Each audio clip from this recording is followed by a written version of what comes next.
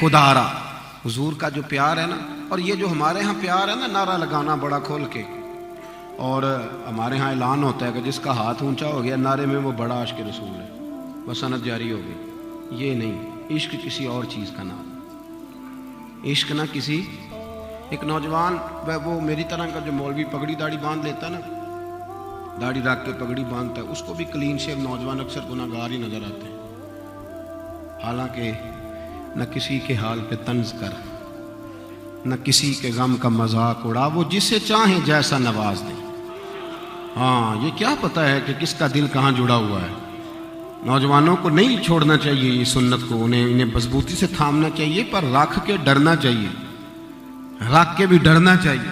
یہ ہمارا مزاج ہوتا ہے نا. کئی دفعہ لوگ سمجھتے ہیں کہ شاید عشق جو ہے وہ جس نے پگڑی باندھیا اس نے چھپا لیا پگڑی کے نیچے اور داڑھی کے اندر. یہ بھی ہمارا مزاج ہوتا ہے. ایسا نہ کرے، یہ تو عطا ہے، وہ جس کو چاہیں دے دے.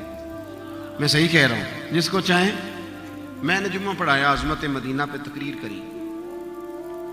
کچھ تقریریں کر کے بندے کو خود بھی بڑا مزہ آتا ہے، مجھے بھی بڑا سرور آیا. ہماری مسجد کی بیسمنٹ ہے. ایک نوجوان بالکل کلین شیو سادہ آدمی کہنے لگا پیر صاحب ایک ضروری بات کرنی ہے. اور اس کے چہرے میں نا تاثرات اس طرح کے تھے کہ میں نے کہا کہ پتہ نہیں کیا پریشانی. کہنے لگا ذرا سنے. میں نیچے بیسمنٹ میں لے گیا. میں نے کہا بیٹے کہیے. وہ رو پڑا اور اس طرح رویا کہ اس کی ہچکیاں بند گئیں. اور وہ بات کرتا نا، کبھی دکھ بڑا گہرا ہوتا ہے تو بندے کے لفظ ساتھ نہیں دیتے، تڑپ اٹھا. میں نے کہا یار آپ بتائیں میرے لائق جو حکم ہوگا میں کروں گا. تو کھل کے رویا. کہنے لگا حضرت صاحب یہ دسو قرضہ چوک کے عمرہ کرنا جائز ہے؟ اب نہیں مجھ سے رہا جاتا. حضور میں مقروض آدمی ہوں، غریب ہوں، تنگ دست ہوں، مجبور ہوں، لیکن لوگ مدینے جاتے ہیں تو میری بس ہو گئی. بڑا روتا ہوں. مجھے بتاؤ قرضے سے عمرہ ہو؟ میں نے کہا یار جب اتنا درد ہونا تو ویسے ہی وہ بلا لیا کر دے، ویسے ہی کرم ہو جاتا. اس پہ کرم ہو گیا، اللہ نے کو ذریعہ بنایا، وہ چلا گیا، وہ ہو آیا. وہ کب کی بات تھی، وہ کب سے ہو آیا. آپ یقین کریں کئی دفعہ بڑی تقریروں سے وہ کیفیت طاری نہیں ہوتی جو کسی بندے کی ملاقات سے ہو جاتی ہے. میں اسے مل کے آیا تو ساری رات میں بھی روتا رہا. میں نے کہا یار کمال نہیں ہو گئی؟ کیا اس کا نظریہ ہے، کیا اس کا ذوق ہے. کہاں بیٹھ کے یہ شخص دیکھو نا یار. مجھے ایک صاحب کہنے لگے کہ یہ جو حضور نے فرمایا اپنی اولاد کو محبت رسول سکھاؤ تو کیسے سکھائیں؟ تو میں نے کہا اکثر آپ کا منہ اترا ہوتا ہے، گھر جاتے ہیں تو بچوں کو پتہ چل نہیں جاتا کہ ابے کو کیا ٹینشن ہے، آج کل کاروبار ٹھیک نہیں چل رہا، باہر حالات خراب ہیں. گھر میں شور ہوتا ہے کہ نہیں؟ اماں بھی کہتی ہے پتر کوئی بات نہ کرنا، تمہارا ابا پریشان ہے. ہو جاتا ہے نا. تو میں نے کہا میری سمجھ میں تو یہ آیا ہے کہ کبھی کبھی ابا رضائی میں رونے لگے اور جب اس کی ہچکیاں بن جائیں تو بچے پوچھیں کہ اماں جی ابا جی کو کیا ہے، تو اماں کے پتر چپ کرو تمہارے والی بات نہیں، اماں بتائیں تو صحیح. تو پھر اماں کہے پتر تمہارے والد کو نا مصطفیٰ کا مدینہ یاد آ رہا.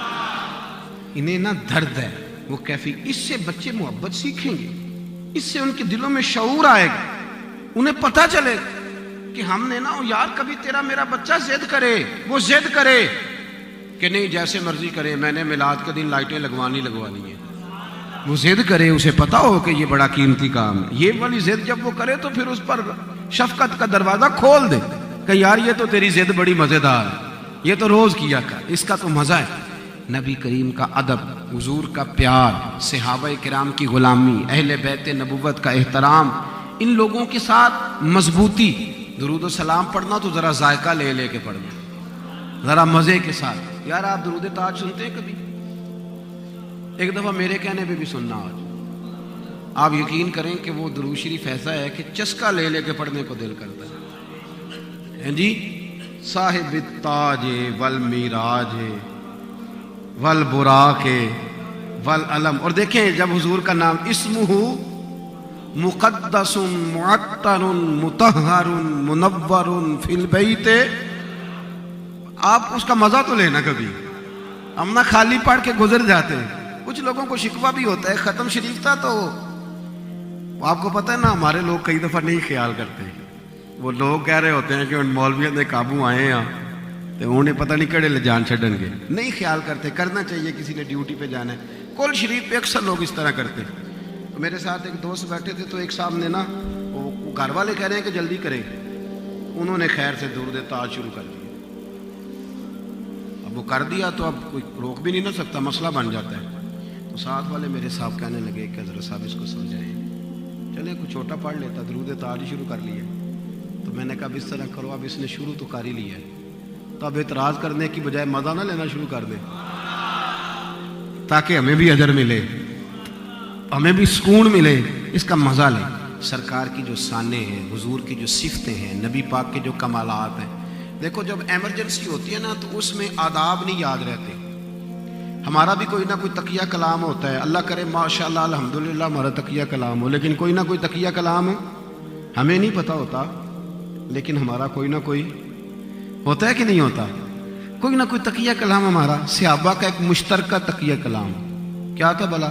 فدا کا ابی و امی یا رسول اللہ, یا رسول اللہ میری ماں بھی قربان ہو, میرا باپ بھی قربان. یہ تقیہ کلام تھا. فدا کا روحی و قلبی یا رسول اللہ, حضور میرا دل بھی قربان, میری روح بھی قربان. یہ جب ایمرجنسی ہوتی ہے تو اس میں القاب یاد نہیں رہتے. میرے جو کپڑے کو پیچھے آگ لگ گئی, کرتے کو, تو میرے ایک مرید ہیں, انہوں نے کہا جناب مفکر ملت, شیخ طریقت, آفتاب علم و فضل, فلاں فلاں, اتنی دیر میں آگ یہاں تک پہنچ گئی. تو اب اس کو کہا جائے گا پاگل سیدھا کہے کہ مولانا آگ لگ گئی, اور پیر صاحب آگ لگی آپ کے کپڑوں کو. میری بات کی سمجھ آ رہی ہے؟ ایمرجنسی میں ہلکا بات نہیں لینی چاہیے, سیدھی سیدھی بات کریں کہ صاحب وہ آگ آگ آگ, کپڑے بچائیے, یہی کہنا چاہیے نا. غار ثور کے اندر جناب صدیق اکبر, ان کے پیر کو نہ ڈنگ مارا ہے سانپ نے.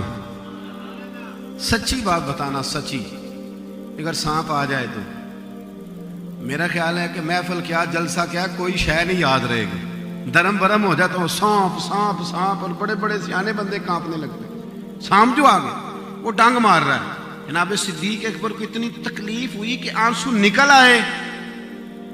حضور نے پوچھا ابو بکر کیا ہوا؟ یہ نہیں کہا سانپ سانپ سانپ, یہ نہیں فرمایا. عرض کرنے لگے فدا کا ابی و امی یا رسول اللہ, سونے میری اماں قربان, میرا ابا قربان, فدا کا ابی و روحی یا رسول اللہ, حضور میرا دل قربان, میری جان. حضور نے فرمایا بول تو صحیح, ہوا کہ حضور کچھ بھی نہیں, وہ ذرا سانپ نے ڈس لیا ہے.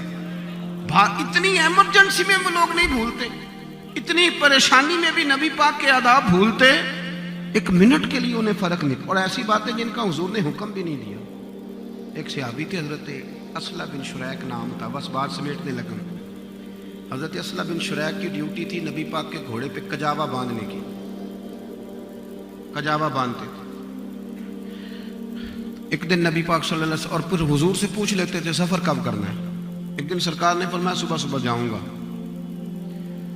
تو صبح نماز پڑھی تو گھوڑا تیار تھا, کجاوا وغیرہ لگامیں گھوڑے کو لگی ہوئی تھی. سرکار بیٹھے تشریف لے گئے, واپس آئے, حضور نے بلا لیا. حضرت اسلح بن شریک حاضر ہوئے.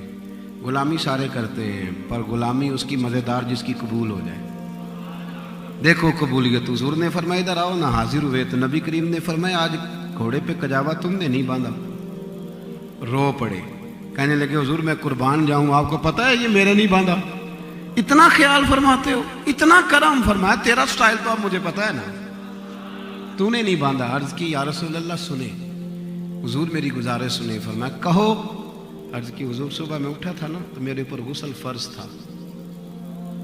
یا رسول اللہ صلی اللہ علیہ وسلم اگر میں غسل کرتا, موسم ٹھنڈا تھا, یا بیمار ہو جاتا, اور پھر حضور اگر غسل کرتا تو آپ کا حکم ماننے میں دیر ہو جاتی, تو یا رسول اللہ یہ میں گوارا نہیں کرتا کہ میں نے غسل کرنا ہو اور اسی ناپاکی کی حالت میں آپ کے گھوڑے کو ہاتھ لگاؤں اور گھوڑے کے کجاوے کو ہاتھ لگاؤں. اے عشق تیرے صدقے.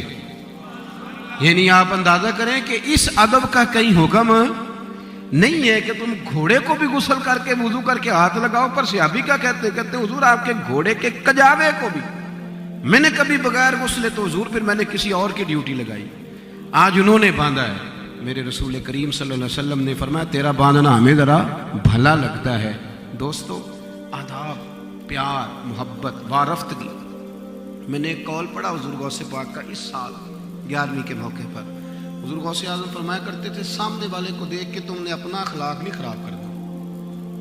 وہ جو کرتا ہے وہ کرے, اپنا اخلاق خراب.